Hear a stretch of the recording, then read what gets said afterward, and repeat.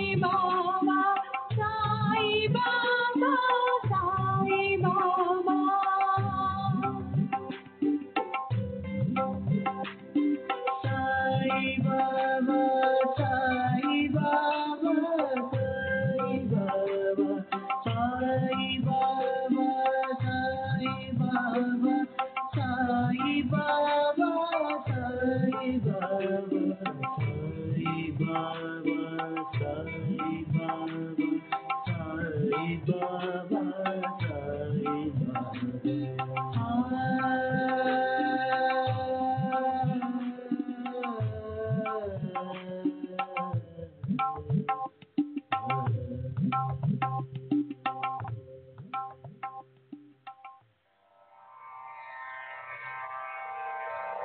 श्री सच्चिदानंद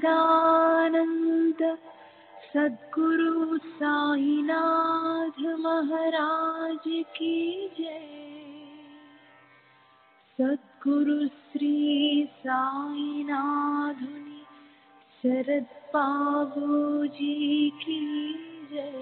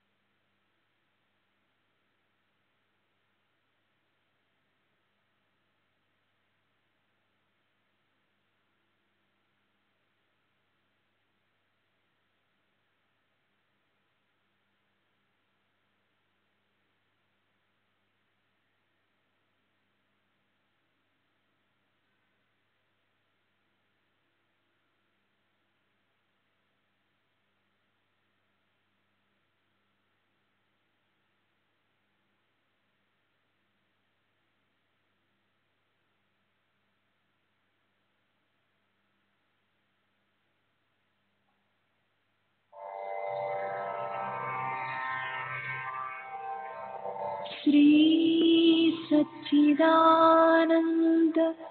सद्गुरु साईनाथ महाराज की जय। सद्गुरु श्री साईनाथुनि शरद बाबूजी की जय।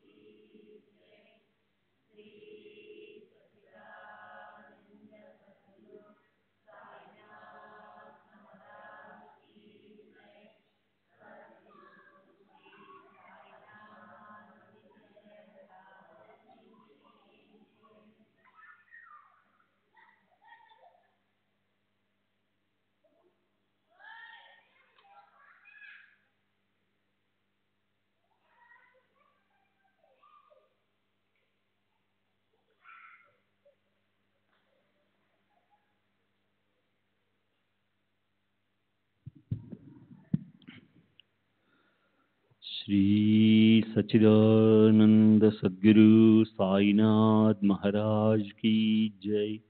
सद्गुरु श्री साईनाथ शरद बाबू जी की जय। శ్రీ సాయినాథాయ నమః. శ్రీ సాయి సచ్చరిత్రము 33వ అధ్యాయం. నిన్నటి తర్వాయి. అప్పాసాహెబ్ కులకర్ణి 1917వ సంవత్సరాన అప్పాసాహెబ్ కులకర్ణి వంతు వచ్చెను. అతడు ఠాణాకు బదిలీ అయ్యెను. బాలాసాహెబ్ బాటే అతనికి బాబా ఫోటోనిచ్చియుండెను. అతడు దానిని జాగ్రత్తగా పూజించుచుండెను. పువ్వులు, చందనము, నైవేద్యము బాబాకు నిత్యం అర్పించుచు బాబాను చూడవలనని మిగుల కాంక్షించుచుండెను. ఈ సందర్భమున బాబా పటమును మనఃపూర్వకముగా చూచినతో బాబాను ప్రత్యక్షంగా చూచిన దానితో సమానమే అని చెప్పవచ్చును. దీనికి నిదర్శనము పైన చెప్పబడిన కథ. కులకర్ణి ఠాణాలో ఉండగా భివంటి పర్యటనకు పోవలసి వచ్చెను. ఒక వారం రోజుల లోపల తిరిగి వచ్చుటకు అవకాశం లేకుండెను. అతడు లేనప్పుడు 3వ రోజున ఈ దిగువ ఆశ్చర్యకరమైన సంగతి జరిగెను.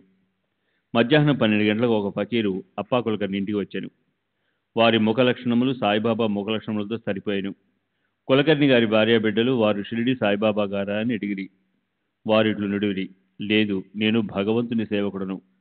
వారి అజ్ఞానుసారము మీ యోగక్షేమాలను కనుగొనుటకు వచ్చేదని అట్లనుచు దక్షిణని అడిగాను. ఆమె ₹1 ఇచ్చాను. వారు ఒక చిన్న పొట్లంతో ఊదినిచ్చి దానిని పూజలో ఫోటోతో కూడా ఉంచుకొని పూజించమన్నది. పిమ్మట ఇల్లు విడిచి వెళ్ళిపోయిరి. ఇక చిత్రమైన సాయి లీలనులుడు. భివండిలో తన గుర్రము జబ్బు పడగా అప్పాసాహెబు తన పర్యటన మానుకొనవలసి వచ్చాను. ఆనాటి సాయంకాలం అతడు తిరిగి ఇల్లు చేరాను. ఫకీరు గారి రాక భార్య వల్ల వెళ్ళాను. ఫకీరు గారి దర్శనం దొరకనందులకు మిగుల మనోవేదన పొందాను. ఫకీరుకు ₹1 మాత్రమే దక్షిణగా ఇచ్చుట ఇష్టపడకుండెను.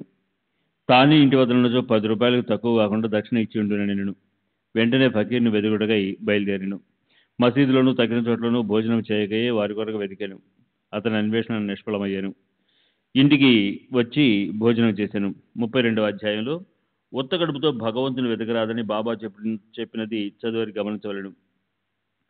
అప్పాసాహెబ్ ఎచ్చట ఒక నీతిని నేర్చుకున్నాను. భోజనం అయిన తరువాత చిత్ర అనే స్నేహితునితో వ్యాహ్యాళికి బయలుదేరాను. కొంత దూరం పోగా ఎవరో వారి వైపు త్వరగా వచ్చుతున్నట్లు కనిపించాను. వారి ముఖలక్షణం బట్టి వారు తన ఇంటికి 12 గంటలకు వచ్చిన వారే అని అనుకొనెను. వెంటనే ఫకీరు చేయి చాచి దక్షిణను అడిగాను. అప్పాసాహెబ్ ₹1 ఇచ్చాను. వారు తిరిగి అడుగగా ఇంకనూ ₹2 ఇచ్చాను. అప్పటికి అతడు సంతృష్టి చెందలేదు. అప్పాసాహెబు చిత్రే వద్ద నుంచి ₹3 తీసుకొని ఫకీర్కి ఇచ్చాను. వారింకనూ దక్షిణ కావాలన్నది. అప్పాసాహెబు వారి ఇంటికి రావాల్సిందిగా వేడుకొనెను. అందరూ ఇల్లు చేరి అప్పాసాహెబు వారికి ₹3 ఇచ్చాను. మొత్తం ₹9 ముట్టాను. అప్పటికీ సంతృష్టి చెందగా ఫకీరు ఇంకనూ దక్షిణ ఇమ్మనెను. అప్పాసాహెబు తన వద్ద ₹10 నోటు కలదనెను. ఫకీరు దానిని పుచ్చుకొని ₹9 తిరిగి ఇచ్చివేసి అక్కడి నుండి వెడలేను. అప్పాసాహెబు ₹10 ఇచ్చేదనను గనక ఆ మొత్తంను తీసుకొని పవిత్రపరచిన పిమ్మట ₹9 ఇచ్చివేశాను. 9 సంఖ్య చాలా ముఖ్యమైనది. అది నవవిధ భక్తులను తెలియజేయను. బాబా లక్ష్మీబాయి షిండేకు ₹9 సమాధి సమయం అందించేది. అప్పాసాహెబు ఊది పొట్లం విభజించెను. అందులో పువ్వు రెక్కలు అక్షతలుండేను. కొంతకాలం పిమ్మట బాబాను షిరిడీలో దర్శించినప్పుడు వారి వెంట్రుక ఒకటి చిక్కెను. అతడు ఊది పొట్లమును వెంట్రుకను ఒక తాయెత్తులో పెట్టి తన దండపై కట్టుకొనెను. అప్పాసాహెబు ఊది ప్రభావమును గ్రహించెను. అతడు మిక్కిలి తెలివైన వాడైనప్పటికీ నెలకు ₹40 మాత్రమే జీతం దొరుకుతుండెను. బాబా ఫోటోను ఊదిని పొందిన తర్వాత ₹40 ఎన్నో రెట్లు ఆదాయం వచ్చాను. మంచి పలుకుబడి అధికారమును లభించాను. ఈ లౌకికమైన కానుకలేగాక దైవభక్తి కూడా వృద్ధి అవుతుండెను. కావున బాబా ఊదిని పొందు భాగ్యము కలవారు స్నానం చేసిన పిమ్మట ఊదిని నుదుట రాసుకొని కొంచెం నీటిలో కలిపి బాబా పవిత్రమైన తీర్థముగా భావించి పుచ్చుకునవలెను. హరిభావు కర్ణిక్. ఠాణా జిల్లా దహన్ గ్రామం నుండి హరిబాబు కర్ణిక్ అనే అతడు 1917 సంవత్సరంలో గురు పూర్ణిమ నాడు షిరిడీకి వచ్చి బాబాను తన లాంఛనములతో పూజించుతూ వస్త్రములు దక్షిణ సమర్పించాను. శ్యామ ద్వారా బాబా సెలవు పొంది మసీదు మెట్లు దిగాను. అప్పుడే ఇంకొక ₹1 బాబాకు దక్షిణ ఇవ్వాలని తోచి మసీదు మరలా ఎక్కుచుండగా బాబా సెలవు పొందిన వెంబట తిరిగి వెనుకకు రారాదని విని ఇంటికి బయలుదేరాను. మార్గ మధ్యలో నాసిక్లో కాలారాముని మందిరము ప్రవేశించి దర్శనం చేసుకుని వెలుపలికి వచ్చుతుండగా నరసింహ మహారాజు అనే యోగి తన శిష్యులను విడిచి లోపల నుండి బయటకు వచ్చి హరిబాబు ముంజేతిని పట్టుకుని నా ₹1 నాకిమ్ము అనెను. కర్ణిక్ మిగులు ఆశ్చర్యపడెను. ₹1 సంతోషంగా ఇచ్చి సాయిబాబా ఈ విధముగా తానెవరు నిశ్చయించుకుని ₹1 నరసింహ మహారాజు ద్వారా గ్రహించిన అనుగుణుడు. యోగీశ్వరులందరూ ఒకటే అనియు ఏకాత్మ భావంతో కార్యములు అనర్తనియు ఈ కథ తెలుపుచున్నది. 33వ అధ్యాయం సంపూర్ణం. సద్గురు శ్రీ సాయినాథార్పణమస్తు. శుభం భవతు. శ్రీ సచ్చిదానంద సద్గురు సాయినాథ్ మహారాజ్ की जय. सद्गुरु श्री साईनाथुनि शरद बाबू जी की जय.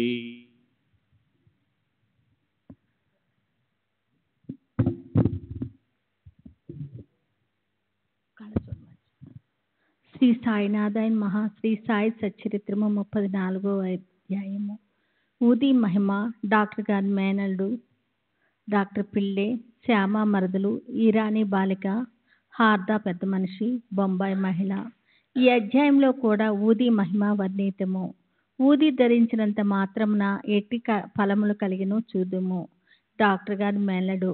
నాసిక్ జిల్లాలోని మాలేగాంలో ఒక డాక్టర్ ఉండెను. ఆయన వైద్యంలో పట్టభద్రులు.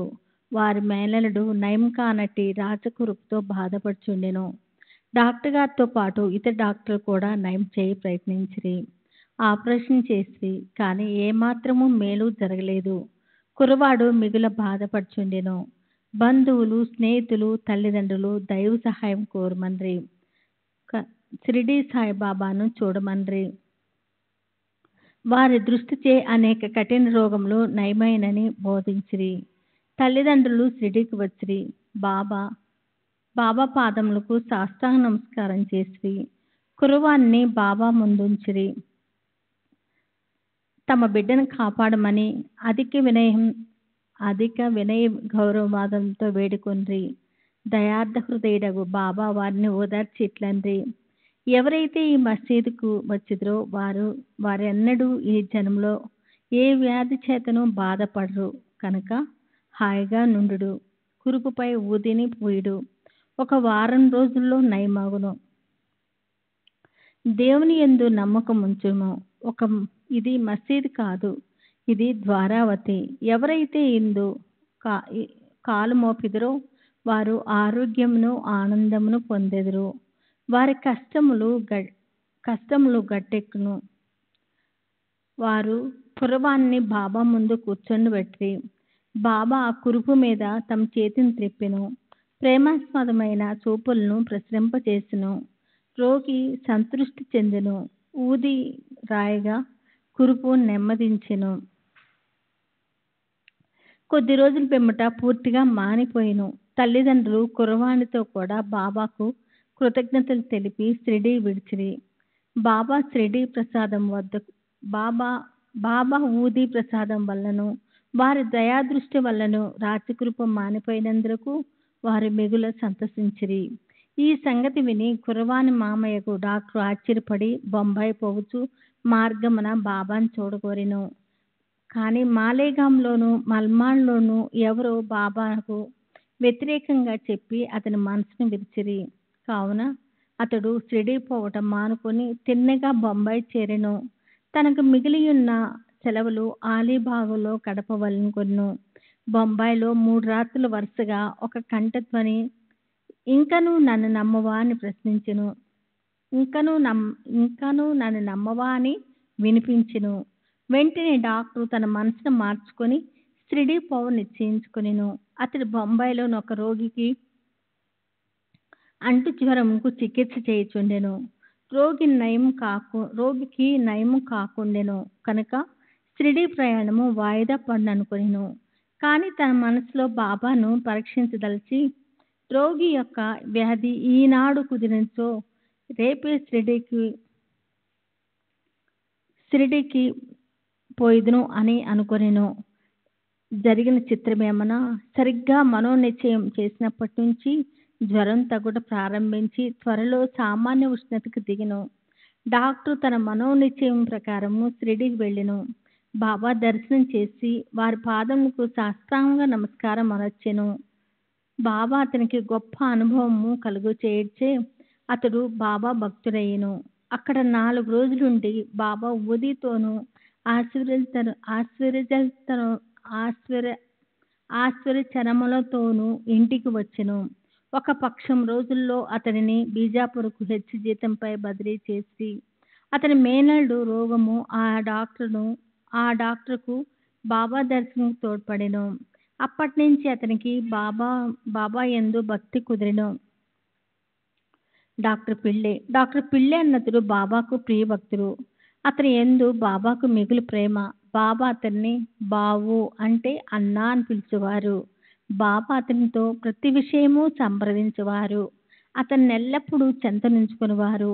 ఒకప్పుడు ఈ డాక్టరు గినియా పురుగులచే అంటే నారేపుండు బాధపడెను. అతడు కాకాసాహెబ్ దీక్షిత్తో అతడు బాధ చాలా హెచ్చుగానున్నది. నేను భరించలేకున్నాను. జీవితంలో దీనికంటే చావు మేలని తోచుతున్నది. గత జన్మలో చేసిన పాపమును పోగొట్టుకొనుటకై నేను ఈ బాధను అనుభవించుచున్నాను. కానీ బాబా వద్దకు పోయి ఆ బాధ నాపు చేసి దీన్ని రాబోయే 10 జన్మలకు పంచిపెట్టవలసిందని వేడుకొనిదెను. దీక్షిత్తు బాబా వద్దకు వెళ్ళి ఆ సంగతి చెప్పెను. బాబా మనసు కరిగెను. బాబా దీక్షిత్తుకు ఇట్లనెను: నిర్భయుడిగా నుండుమనము. అతడేలా 10 జన్మల వరకు బాధపడవలెను? 10 రోజుల్లో గత జన్మ పాపమును హరింపచేయగలను. నేనిక్కడుండి ఈ ఇహపర సౌఖ్యములిచ్చుటకు సిద్ధంగా నుండా. అతడేల చావులను కోరవలెను. అతనిని ఎవరి వీపు పైన తీసుకుని రెండు, అతని బాధను శాశ్వతంగా నిర్మూలించెదను.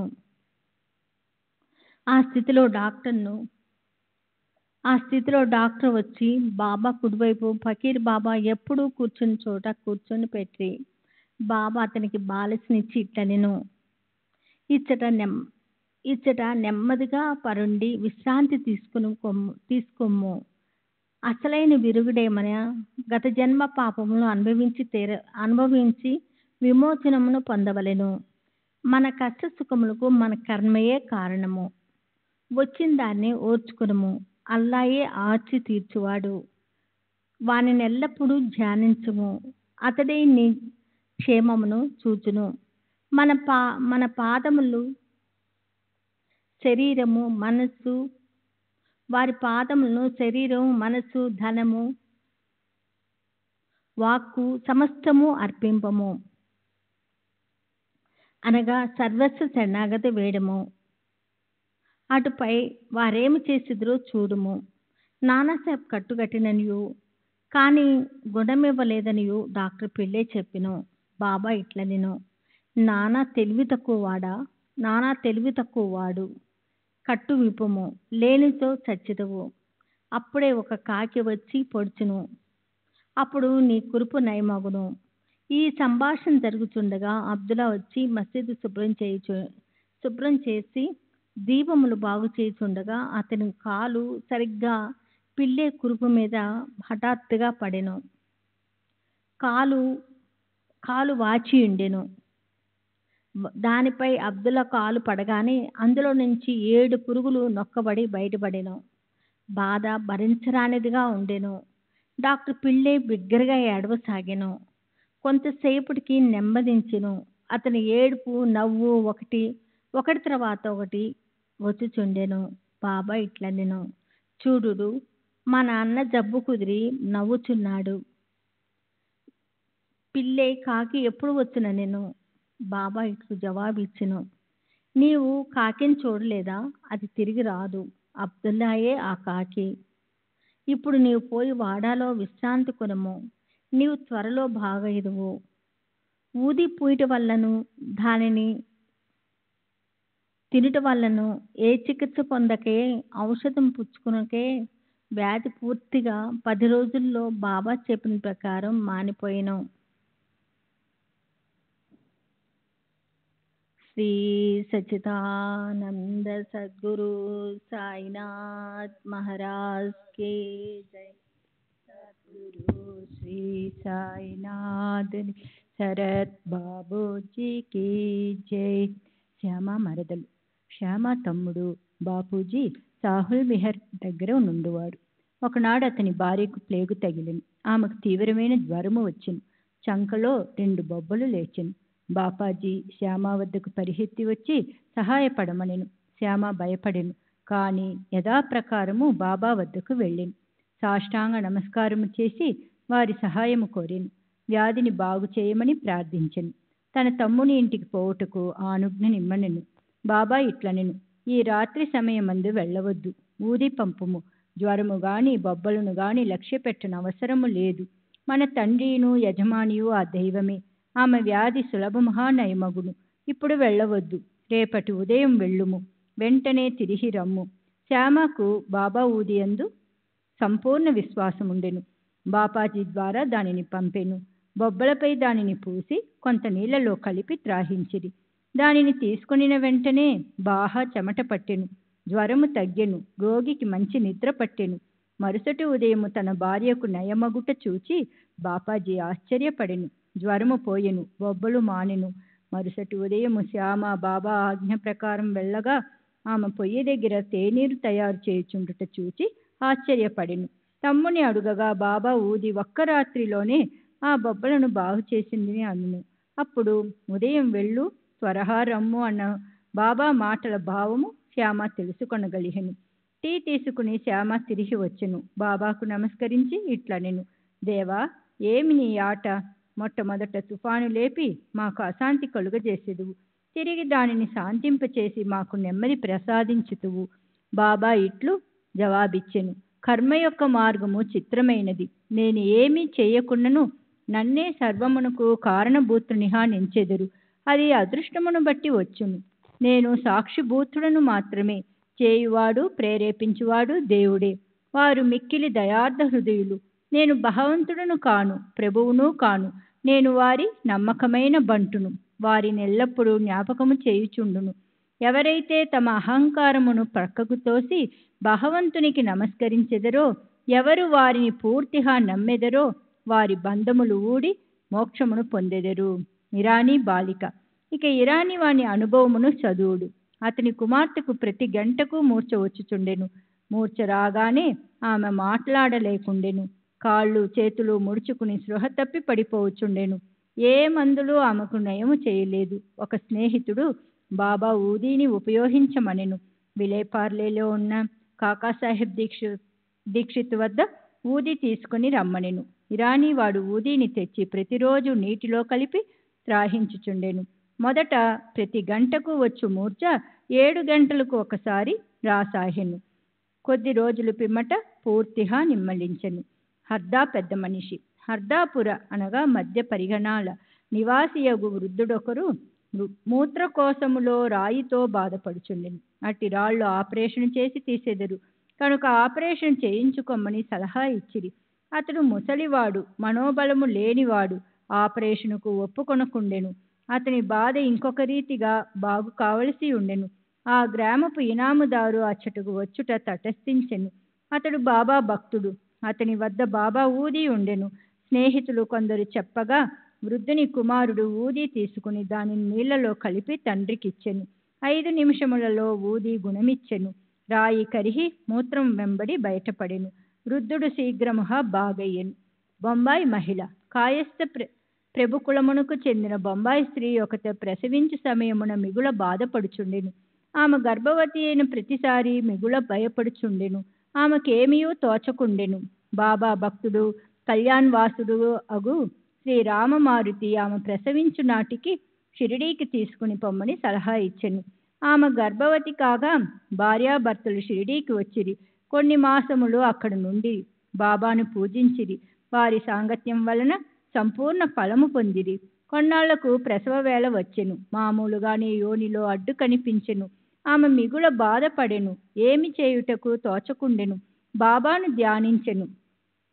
ఇరుగు పొరుగు వారు వచ్చి బాబా ఊదిని నీళ్లలో కలిపి ఇచ్చిరి. 5 నిమిషములలో ఆ స్త్రీ సురక్షితముగా ఎట్టి కష్టము లేక ప్రసవించెను. దురదృష్టము కొలది చనిపోయిన బిడ్డ పుట్టి ఉండెను. కాని తల్లి ఆందోళనము బాధ తప్పెను. బాబాకు నమస్కరించి వారిని ఎల్లకాలము నెప్తి అందించుకునిరి. 34వ అధ్యాయం సంపూర్ణము. సద్గురు శ్రీ సాయినాథార్పణమస్తు. శుభం భవతు. శ్రీ సాయినాథాయ నమః. శ్రీ సాయి సచ్చరిత్రము 35వ అధ్యాయం. ఊది మహిమ.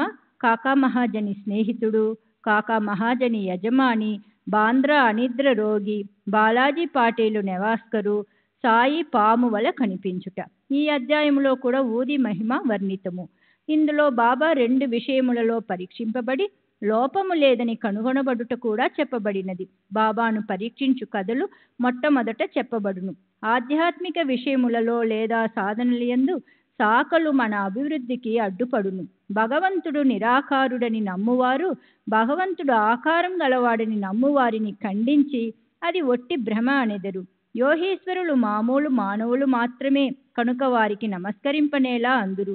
ఇతర శాఖల వారు కూడా ఆక్షేపణ చేయుచు వారి సద్గురువు వారికి ఉండగా ఇతర యోగులకు నమస్కరించి వారికి సేవ చేయనేలా అందురు. సాయిబాబా గూర్చి కూడా అట్టి ఆక్షేపణ చేసిరి. షిరిడీకి వెళ్ళిన కొందరిని బాబా దక్షిణ అడిగెను.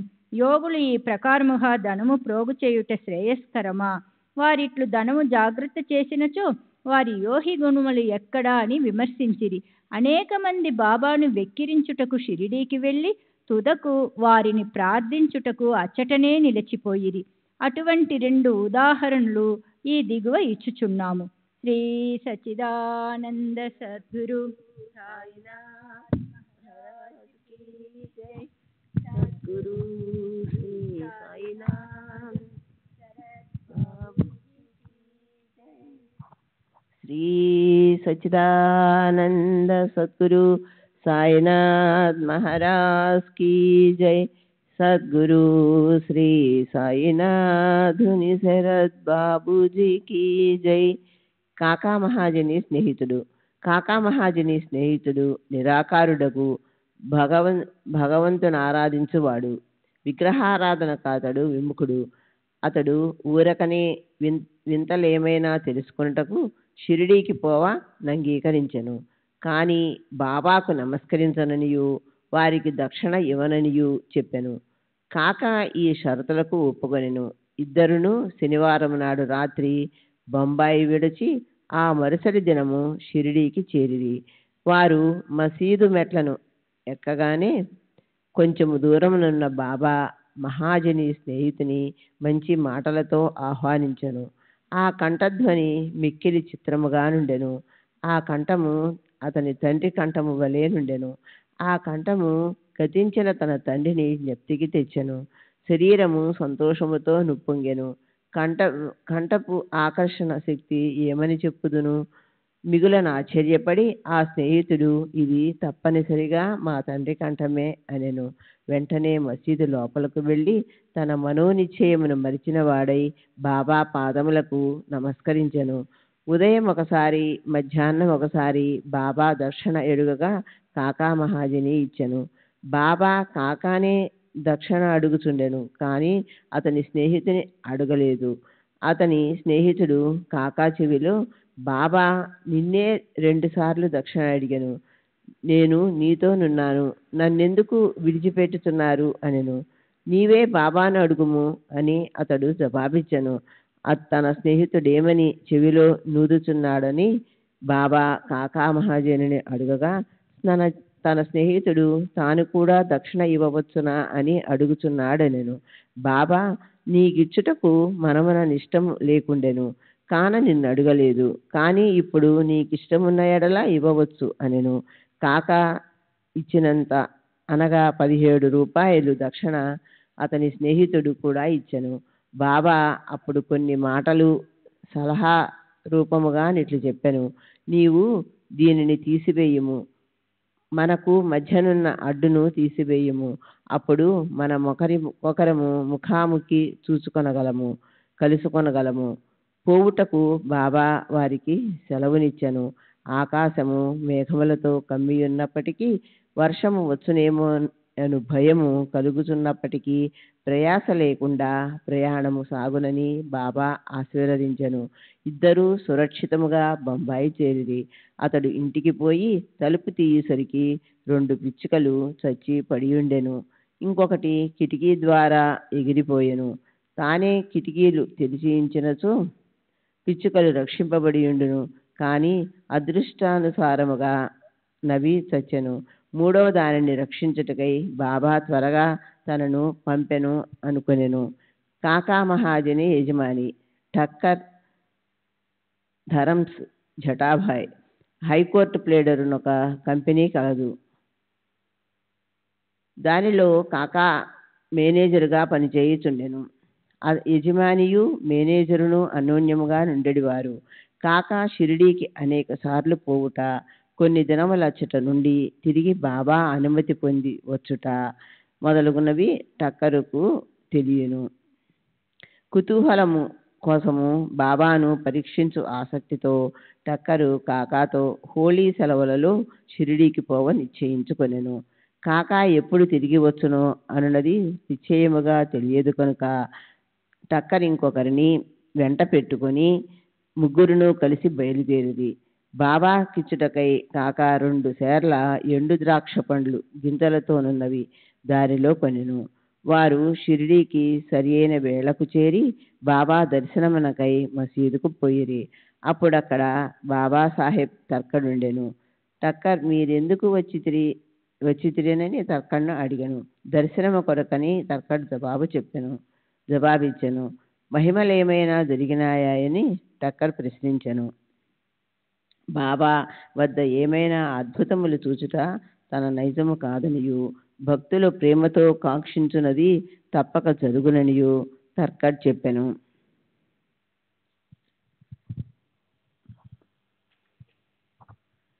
కాకా కాక బాబా పాదములకు నమస్కరించి ఎండు ద్రాక్ష పండ్లను అర్పించను. బాబా వారిని పంచిపెట్టుమని ఆజ్ఞాపించను. టక్కర్నకు కొన్ని ద్రాక్ష పండ్లు దొరికెను. అతనికి అవి తినుటకు ఇష్టము లేదు. ఎందుచేతనగా తన వైద్యుడు కడిగి శుభ్రపరచనిదే ద్రాక్షలు తినకూడదని సలహా ఇచ్చి ఉండెను. అప్పుడు అతనికి అది సమస్యగా తోచెను. తనకు వానిని తినుటకు ఇష్టము లేదు, కానీ బాబా తినుటకు ఆజ్ఞాపించుటచే పారవేయలేకుండెను. పారవేసినట్లయితే బాగుండదని వానిని నోటిలో వేసుకొనెను. గింజలనేమి చేయవలయనోనని తోచకుండెను. మసీదులో గింజలుమ్మి వేయుటకు జంకుచుండెను. తన ఇష్టమునకు వ్యతిరేకముగా తుదకు గింజలు తన జేబులోనే వేసుకొనెను. బాబా యోగి అయినచో తనకు ద్రాక్ష పండ్లు ఇష్టము లేదని తెలియదా? బాబా వారి నేల బలవంతముగానిచ్చెను. ఈ ఆలోచన అతని మనస్సున తట్టగనే బాబా ఇంకను మరికొన్ని ద్రాక్ష పండ్లు ఇచ్చెను. అతడు వానిని తినలేదు, చేతిలో పట్టుకొనెను. బాబా వారిని తినుమనెను. వారి ఆజ్ఞానుసారము తినగా వానిలో గింజలు లేకుండెను. అందుకతడు మిగులను ఆశ్చర్యపడెను. అద్భుతములు చూడలేదనుకొనెను. కాన నాతనిపై ఈ అద్భుతము ప్రయోగించబడెను. బాబా తన మనస్సును కనిపెట్టి గింజలు గల ద్రాక్ష పండ్లను గింజలు లేనివిగా మార్చివేశను. ఏమి ఆశ్చర్యకరమైన శక్తి! బాబాను పరీక్షించుటకు తర్కట్కెట్టి ద్రాక్షలు దొరికినని అడిగెను. గింజలతోనున్నవి దొరికినని తర్కట్ చెప్పెను. టక్కరు ఆశ్చర్యపడెను. తన యందు ఉద్భవించుకున్న నమ్మకము దృఢపరచుటకై బాబా యథార్థముగా యోగి అయినచో ద్రాక్ష పండ్లు మొట్టమొదట కాకాకివ్వవలెనని అనుకొనెను. అతని మనసునందున్న ఈ సంగతిని కూడా గ్రహించి బాబా కాకా వద్ద నుంచి ఎండు ద్రాక్ష పళ్ళ పంపిణీ ప్రారంభించవలెనని ఆజ్ఞాపించెను. ఈ నిదర్శనముతో టక్కరు సంతృష్టి చెందెను. శ్యామ టక్కరును కాకా యజమానిగా బాబాకు పరిచయం చేసెను. అందుకు బాబా ఇట్లనెను: అతడెట్లు వానికి యజమాని కాగలడు? అతని యజమాని వేరొకరు కలరు. కాక ఈ జవాబుకు చాలా ప్రీతి చెందెను. తన మనోనిశ్చయము మరచి టక్కరు బాబాకు నమస్కరించి వాడాకు తిరిగిపోయెను. మధ్యాహ్న హారతి పిమ్మట వారందరూ బాబా వద్ద సెలవు తీసుకొని మసీదుకు పోయిరి. శ్యామ వారి పక్షమున మాట్లాడెను. బాబా ఇట్లు చెప్పతొడంగెను: ఈ చంచల మనస్సు గల పెద్ద మనుష్యుడొకడుండెను. అతనికి ఆరోగ్యము ఐశ్వర్యము కూడా నుండెను. ఎట్టి విచారము లేకుండెను. అనవసరమైన ఆరాటము పైన వేసుకొని ఇక్కడ అక్కడ తిరుగుచూ మనశ్శాంతిని పోగొట్టుకొనుచుండెను. ఒక్కొక్కప్పుడు భారములన్నీయూ వదిలివేయుచుండెను, మరొకప్పుడు వానిని మోయుచుండెను. అతని మనస్సునకు నిలకడ లేకుండెను. అతని స్థితి కనికరించి, నేను నీకిష్టము వచ్చిన చోట నీ నమ్మకము పాదుకొల్పుము. ఎందుకిట్లు భ్రమించెదవు? ఒకే చోటు నాశ్రయించుకొని నిలకడగా నుండుమని చెప్పితిని. వెంటనే టక్కర్ ఇది అంతయు తన గూర్చియే అని గ్రహించెను. కాకా కూడా తన వెంట రావాలెననుకొనెను.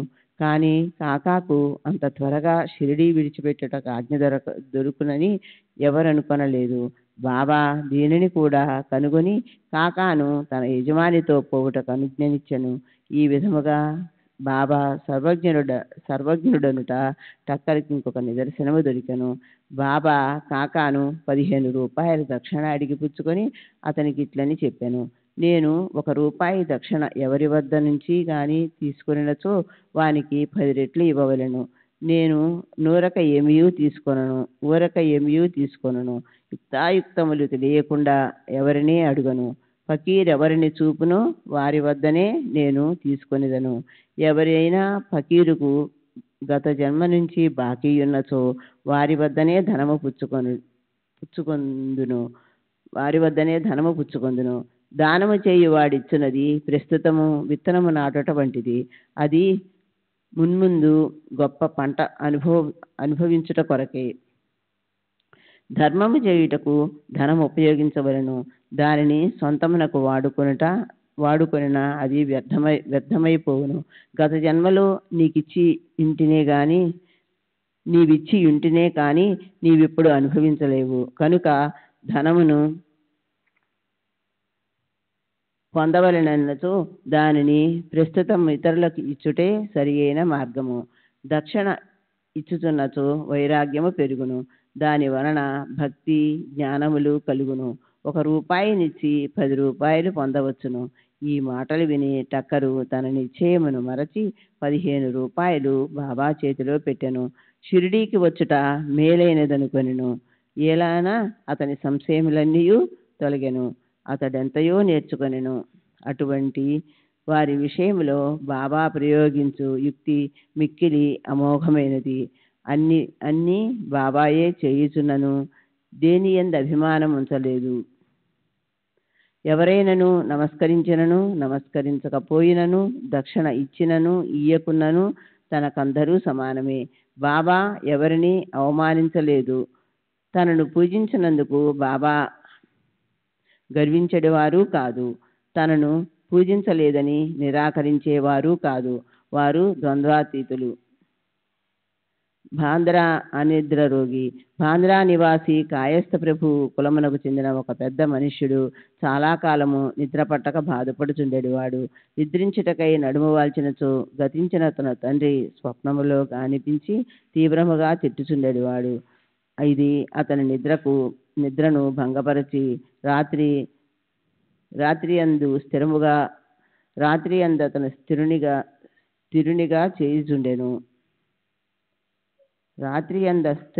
చేయుచుండెను. ప్రతిరోజిట్లు జరిగి ఏమీ చేయుటకు తోచకుండెను. ఒకనాడతను బాబా భక్తునితో నీ విషయము మాట్లాడాను. బాబా ఊదియే దీనిని తప్పనిసరిగా బాగు చేయనని అతడు సలహా ఇచ్చెను.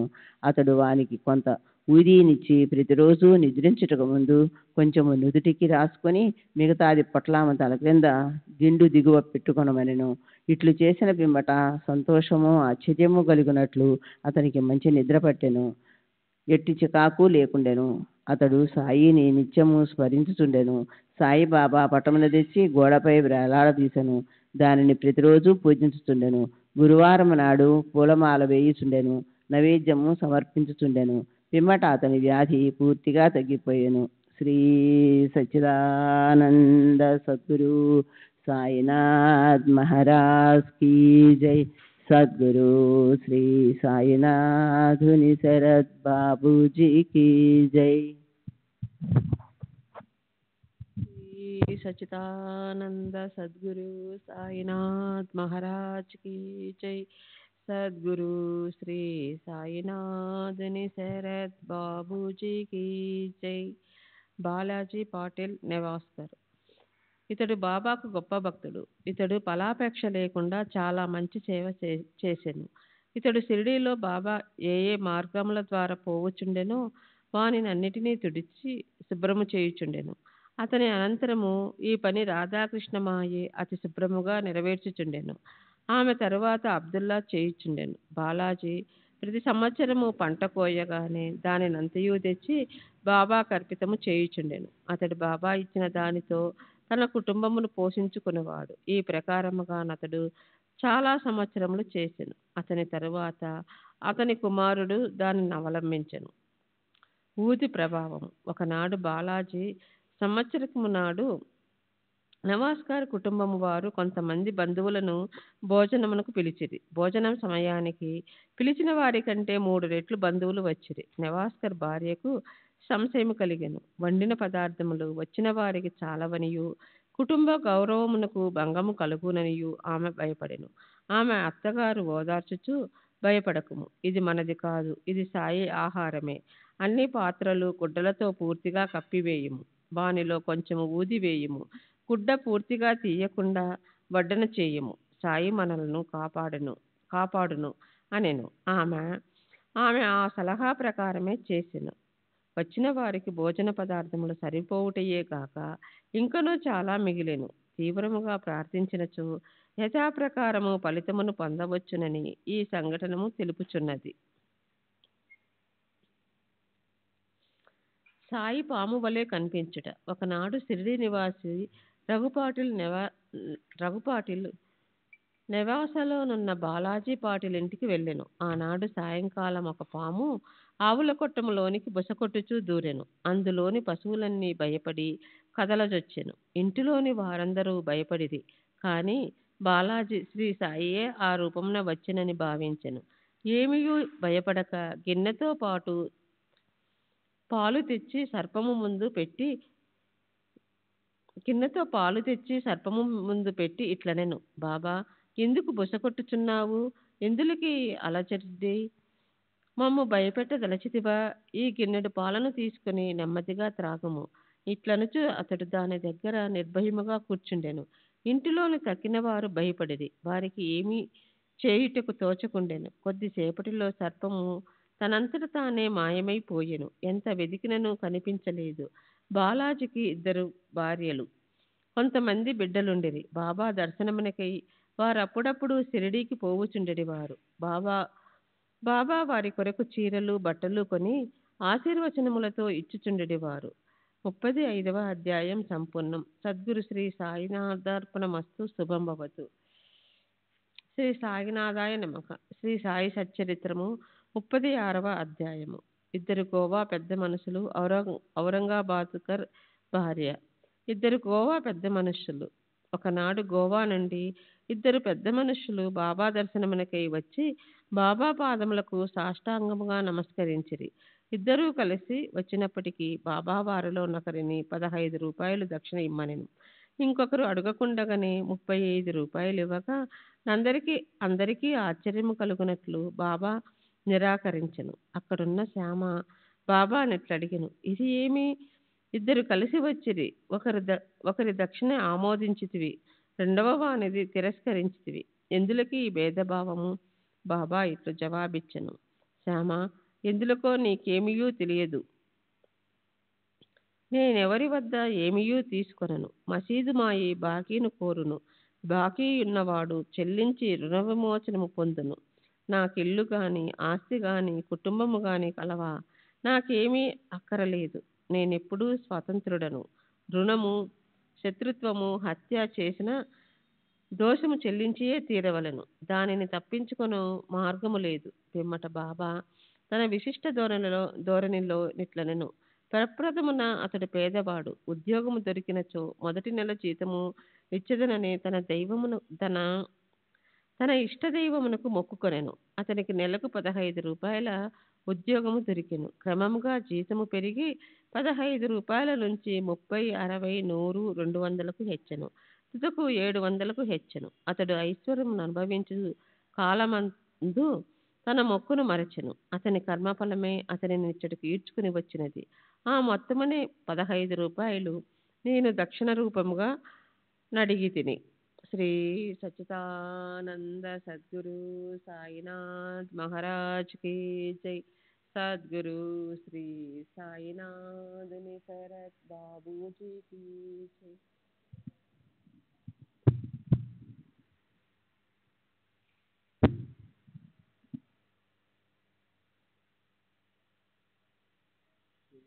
సచ్చిదానంద సద్గురు సాయినాథ్ మహారాజ్ కి జై. సద్గురు శ్రీ సాయినాథుని శరత్ బాబూజీకి జై. ఇంకొక కథ. సముద్ర తీరమున తిరుగుతుండగా ఒక పెద్ద భవనం వద్దకు వచ్చి దాని వసారాపై కూర్చుంటిని. యజమాని నన్ను బాగుగా వారందరినీ చక్కని భోజనం పెట్టెను. బీరువా ప్రక్కన శుభ్రమైన స్థలము చూపి అక్కడ పరుండుమనెను. నేను అక్కడ నిద్రపోయి తిని.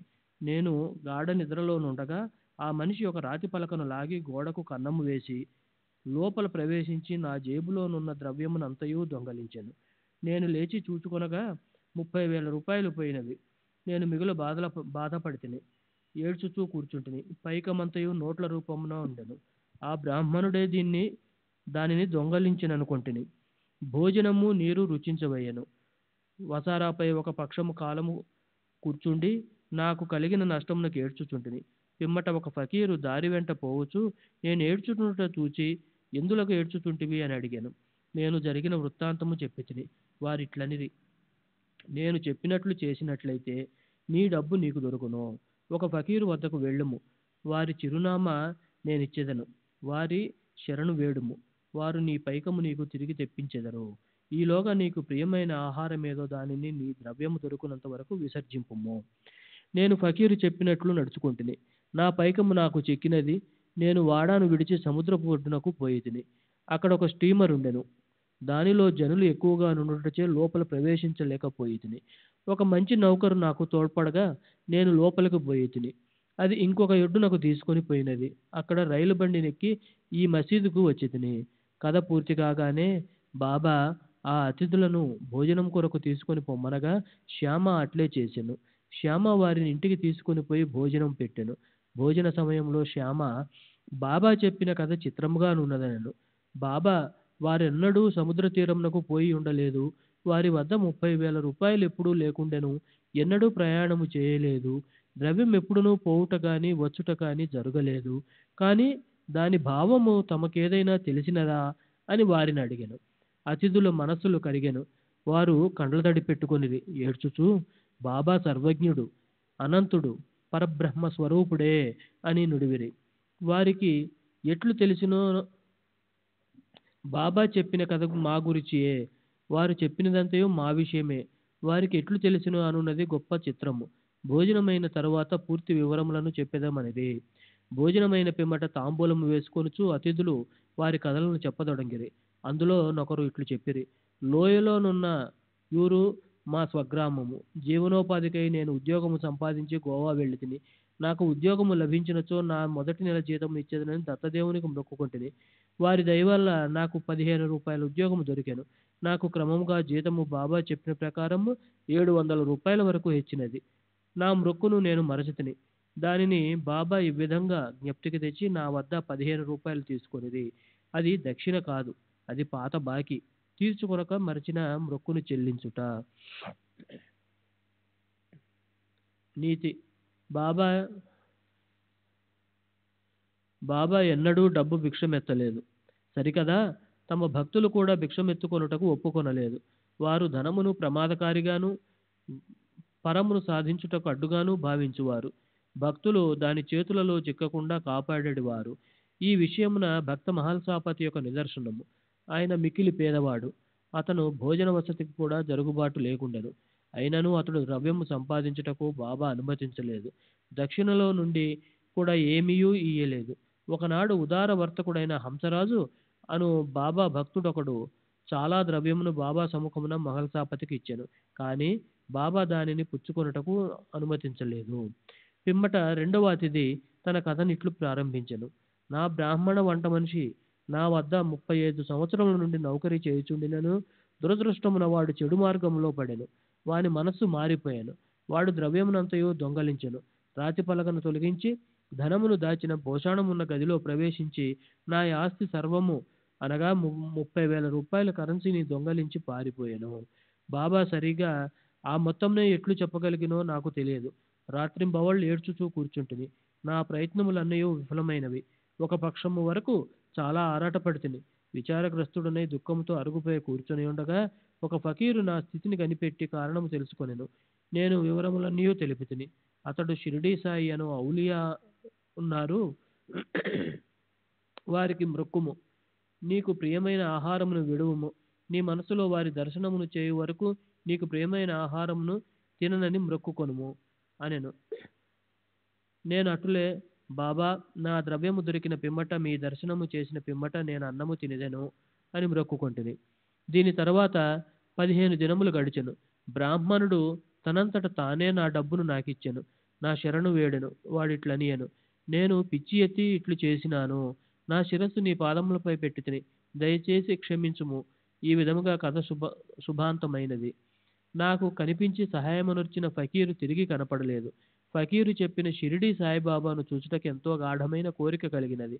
మా ఇంటికి అంత దూరము వచ్చిన వారు షిరిడీ సాయిబాబాయే అని నా నమ్మకము. ఎవరైతే నాకు కనపడి నా ద్రవ్యంను తిరిగి తెప్పించిరో అట్టివారు 35 రూపాయల కొరకు పేరాస చూపెదరా. దీనికి వ్యతిరేకముగా మా వద్ద నుంచి ఏమీ ఆశించక ఎల్లప్పుడూ తమ చేతనైనంత వరకు బాబా మమ్ములను ఆధ్యాత్మిక మార్గమున నడిపింతురు.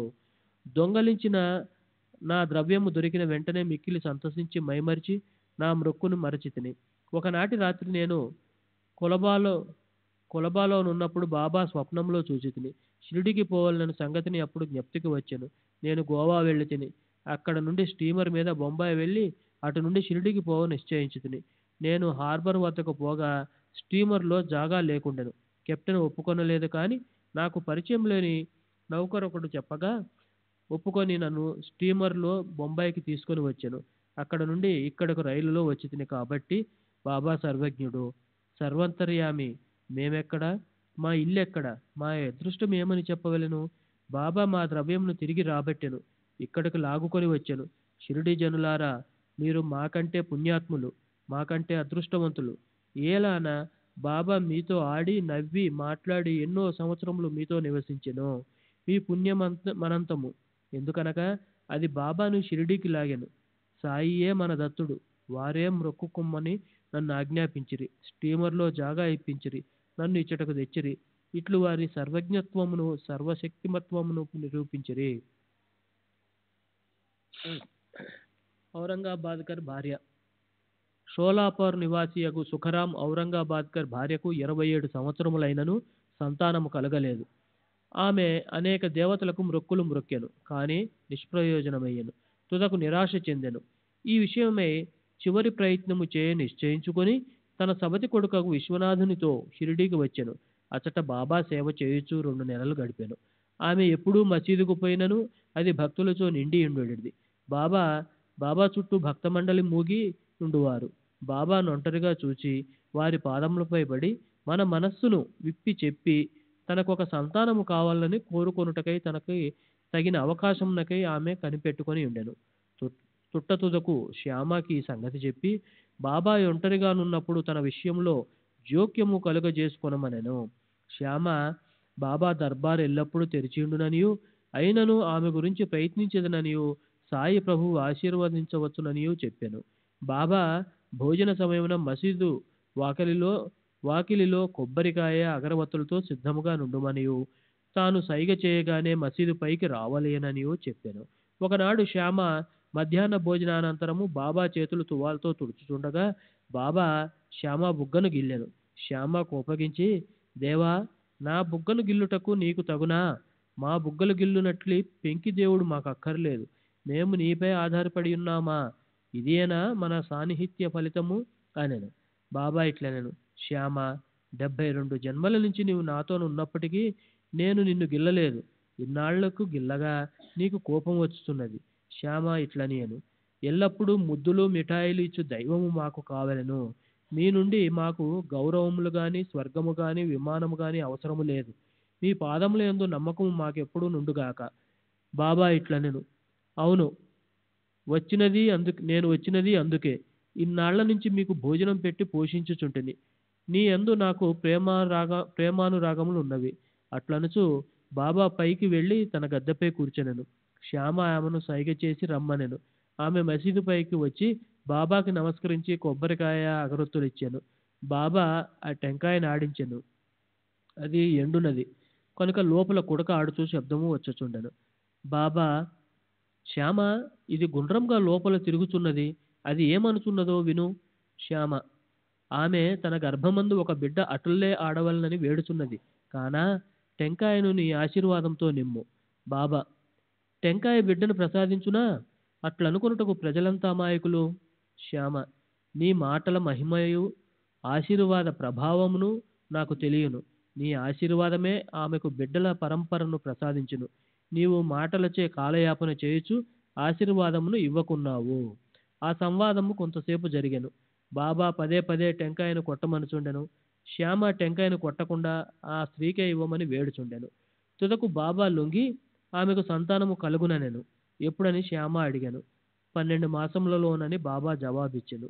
టెంకాయను పగలగొట్టిరి. ఒక చిప్పను ఇరువురు తినిరి, రెండవ చిప్పను ఆమెకిచ్చిరి. అప్పుడు శ్యామ ఆ స్త్రీ వైపు తిరిగి, అమ్మా, నీవు నా మాటలకు సాక్షివి. నీకు 12 మాసములలో సంతానము కలుగనిచో ఈ దేవుని తలపైన ఒక టెంకాయను కొట్టి ఈ మసీదు నుంచి తరిమి వేసేదను. ఇందుకు తప్పినచో నేను మాధవుడను కాను, మీరు దీన్ని చూచెదరుగాక అనెను. ఆమె 1 సంవత్సరంలో కొడుకును గనెను.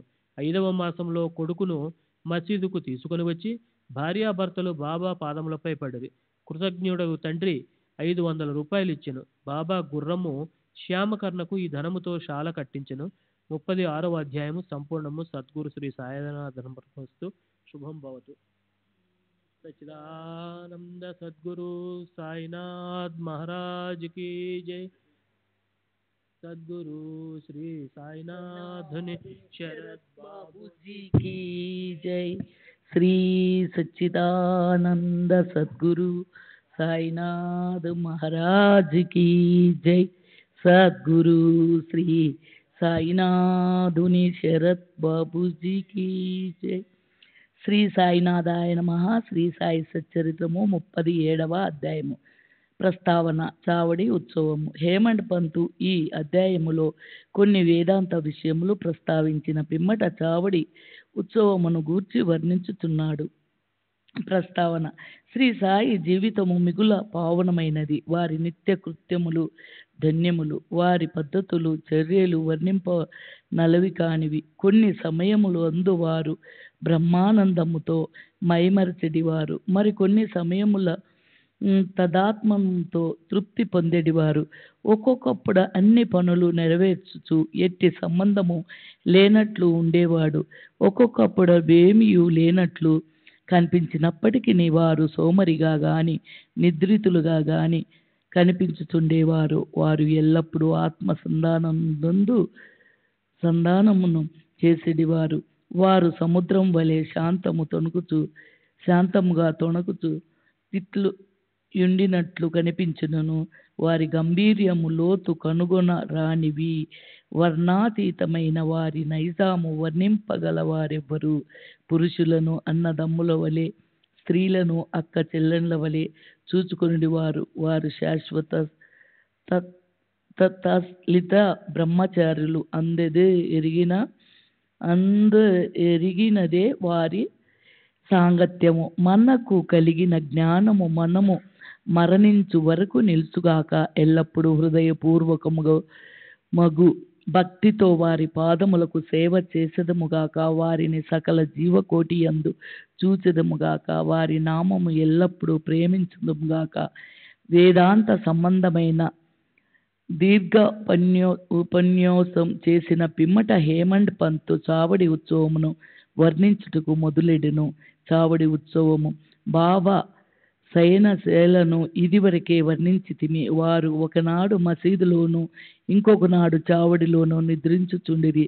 మసీదు దగ్గరలోనే చావడి 2 గదులతో ఉండేటిది. బాబా మహాసమాధి చెందు వరకు ఒకరోజు మసీదులో ఇంకొక రోజు చావడిలో నిద్రించుచుండిరి. 1910 డిసెంబర్ 10వ తేదీ నుండి చావడిలో భక్తులు పూజా హారతులు జరుపు మొదలెడిరి. బాబా కటాక్షముచే దీనిని ఇప్పుడు వర్ణింతుము. చావడిలో నిద్రించు సమయమున రాగా భక్తులు మసీదులో గుమిగూడి కొంతసేపు మండపములో భజన చేసేటివారు. భజన బృందము వెనుక రథము, కుడివైపు తులసి బృందావనము, ముందర బాబా వీని మధ్య భజన జరుగుచుండెను. భజన యందు ప్రీతి గల స్త్రీ పురుషులు సరైన కాలమునకు వచ్చుచుండిరి. కొందరు తాళములు, చిడతలు, మృదంగములు, కంజీర, మద్దెలు పట్టుకొని భజన చేయుచుండేవారు. సుదంటు రాయి వలె సాయిబాబా భక్తులందరినీ తమ వద్దకు ఈడ్చుకొనిడివారు. బహిరంగ స్థలములో కొందరు దివిటీలు సరిచేయుచుండిరి. కొందరు పల్లకీని అలంకరించుచుండిరి. కొందరు పెత్తనములను చేతపట్టి శ్రీ సాయినాథ్ మహారాజ్ కి జై అని కేకలు వేయుచుండిరి. మసీదు మూలలో తోరణములతో అలంకరించుచుండిరి. మసీదు చుట్టూ దీపములు వరుసలో కాంతిని వెదజల్లుచుండెను. బాబా గుర్రము శ్యామకర్ణ సజ్జితమై బయట నిలుచుండును. అప్పుడు తాత్యా పాటీలు కొంతమందిని వెంటబెట్టుకొని వచ్చి బాబాను సిద్ధముగా ఉండునని చెప్పెడివారు. శ్రీ సచ్చిదానంద సద్గురు సాయినాథ్ మహారాజ్ की जय. सद्गुरु श्री साईनाथुनि शरद बाबूजी की जय.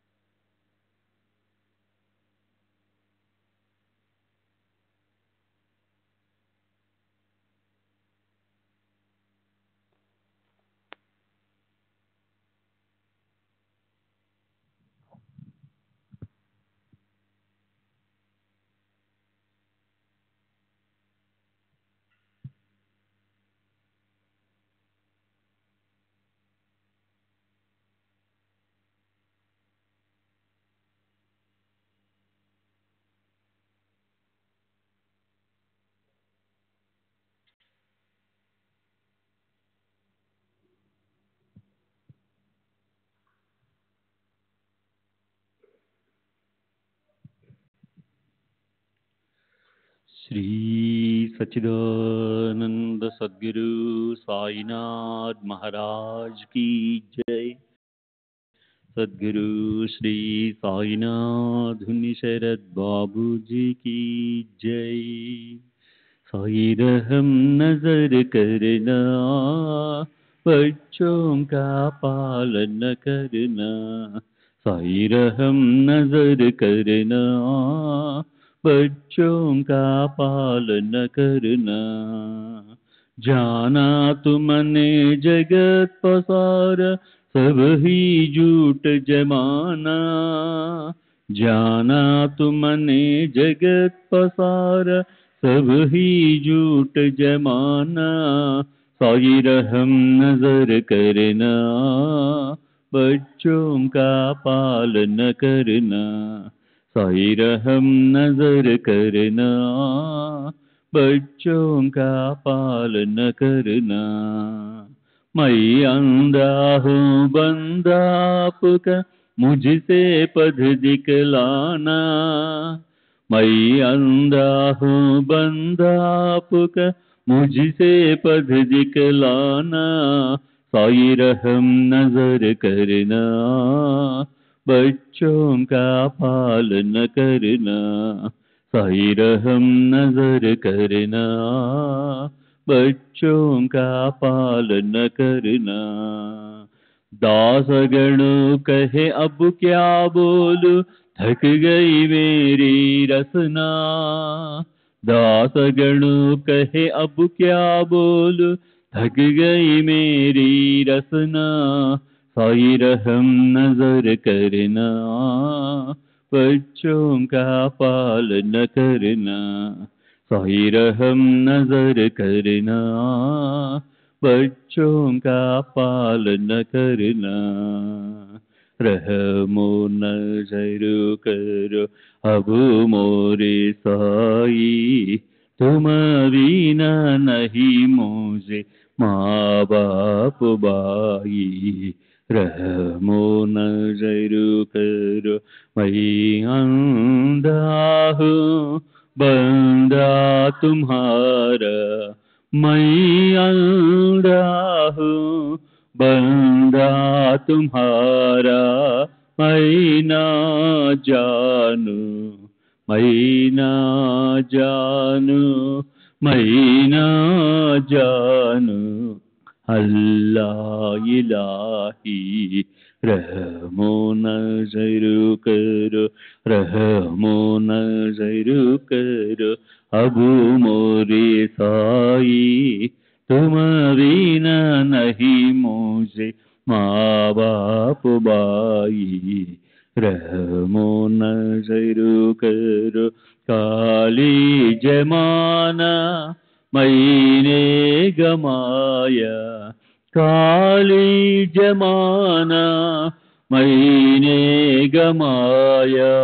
साथी आखिर का, साथी आखिर का, साथी आखिर का तुम बिना कोई। रहमो नजर करो, रहमो नजर करो अब मोरे साई, तुम बिना नहीं मुझे माँ बाप बाई। रहमो नजर करो अपने मस्जिद का झाड़ू गड़ो है। अपने मस्जिद का झाड़ू गड़ो है। मालिक हमारे, मालिक हमारे, मालिक हमारे तुम बाबा साई। रहमो नजर करो, रहमो नजर करो अब मोरे साई, तुम बिना नहीं मुझे माँ बाप बाई। रहमो नजर करो। श्री सच्चिदानंद सद्गुरु साईनाथ महाराज की जय। सद्गुरु श्री साईनाथुनि शरद बाबूजी की जय।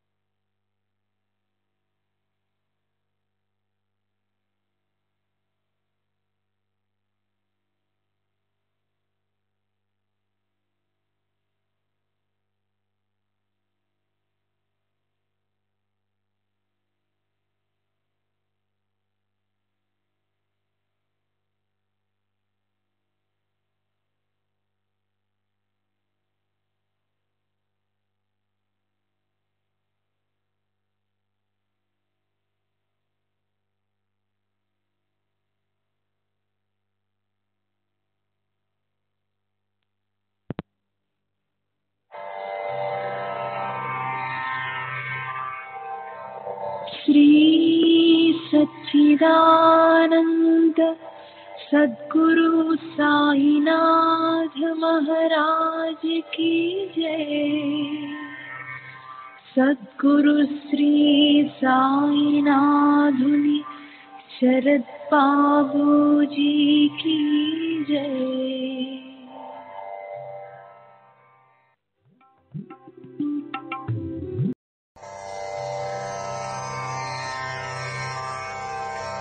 श्री सच्चिदानंद सद्गुरु साईनाथ महाराज की जय। सद्गुरु श्री साईनाथुनि शरद बाबूजी की जय।